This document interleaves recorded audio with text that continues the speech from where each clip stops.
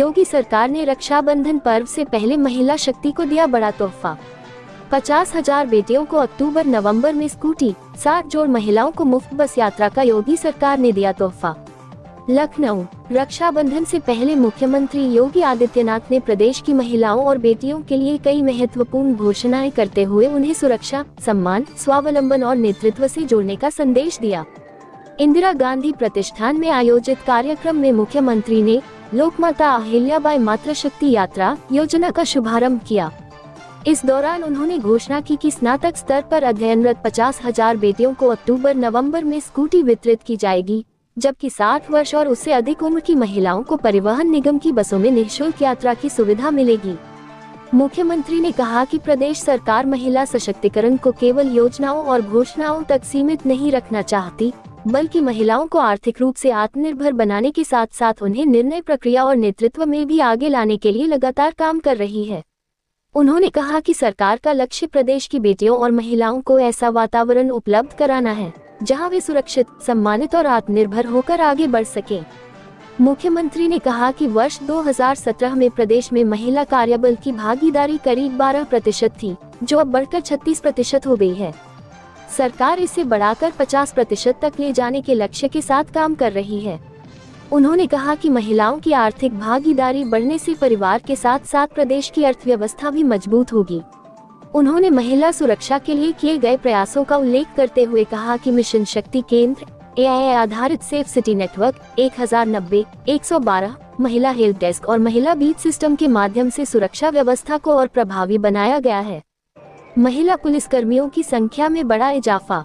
मुख्यमंत्री के अनुसार वर्ष 2017 में प्रदेश में करीब 10,000 महिला पुलिसकर्मी थी, जिनकी संख्या अब बढ़कर 45,000 हो गई है। नई भर्ती प्रक्रिया पूरी होने के बाद ये संख्या करीब 50,000 तक पहुंच जाएगी। उन्होंने बताया कि महिलाओं की सुरक्षा और पुलिस बल में उनकी भागीदारी बढ़ाने के लिए महिला PS बड़ी ई की 3 बटालियन भी स्थापित की गई हैं। 12 जिलों में बन रहे अहिल्याबाई होलकर छात्रावास। कामकाजी महिलाओं को सुरक्षित और सुविधाजनक आवास उपलब्ध कराने के लिए प्रदेश के 12 जनपदों में अहिल्याबाई होलकर छात्रावास बनाए जा रहे हैं। प्रत्येक छात्रावास में 500 महिलाओं के निःशुल्क रहने की व्यवस्था होगी। सरकार का उद्देश्य कामकाजी महिलाओं को सुरक्षित वातावरण उपलब्ध कराने के साथ उनके रोजगार और आत्मनिर्भरता के अवसरों को बढ़ाना है। आर्थिक गतिविधियों से जोड़ी जा रही महिलाएं। मुख्यमंत्री ने कहा कि स्वयं सहायता समूह, BC सखी, नमो ड्रोन दीदी, FPO, ODOP और MSME जैसी योजनाओं के माध्यम से महिलाओं को आर्थिक गतिविधियों से जोड़ा जा रहा है। उन्होंने कहा कि महिलाओं की भागीदारी केवल कल्याणकारी योजनाओं के लाभार्थी के रूप में नहीं, बल्कि उत्पादन, उद्यमिता और आर्थिक निर्णयों में भी सुनिश्चित की जानी चाहिए। उन्होंने बताया कि प्रदेश की 8,000 न्याय पंचायतों में तैयार किए जाने वाले डिजिटल एंटरप्रेन्योर में आधी भागीदारी महिलाओं की होगी। इससे ग्रामीण क्षेत्रों की महिलाओं को तकनीक और डिजिटल सेवाओं के माध्यम से रोजगार और उद्यमिता के नए अवसर मिल सकेंगे। रक्षाबंधन पर 2 दिन महिलाओं को मुफ्त बस यात्रा। मुख्यमंत्री ने रक्षाबंधन के अवसर पर महिलाओं के लिए विशेष सुविधा की भी घोषणा की। 27 से 29 अगस्त तक महिलाओं और उनके एक सहकर्मी को निःशुल्क बस यात्रा की सुविधा दी गई है। इसके अलावा 60 वर्ष और उससे अधिक उम्र की महिलाओं के लिए परिवहन निगम की बसों में निःशुल्क यात्रा की सुविधा को भी महत्वपूर्ण कदम बताया गया। योगी आदित्यनाथ ने महिलाओं से अपील की कि वे रक्षाबंधन के अवसर पर सैनिकों, पूर्व सैनिकों और पुलिसकर्मियों को रक्षा सूत्र बांधकर उनके प्रति सम्मान और कृतज्ञता व्यक्त करें। उन्होंने कहा कि देश की सुरक्षा और समाज की रक्षा में योगदान देने वाले इन लोगों का सम्मान हमारी सामूहिक जिम्मेदारी है।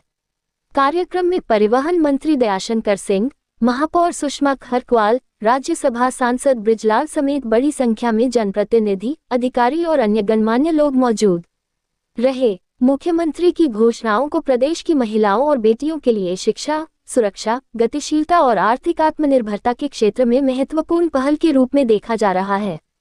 स्कूटी वितरण से उच्च शिक्षा प्राप्त कर रही बेटियों को आवागमन में सुविधा मिलेगी, वहीं वरिष्ठ महिलाओं के लिए मुफ्त बस यात्रा उन्हें सार्वजनिक परिवहन से बेहतर जुड़ाव प्रदान करेगी।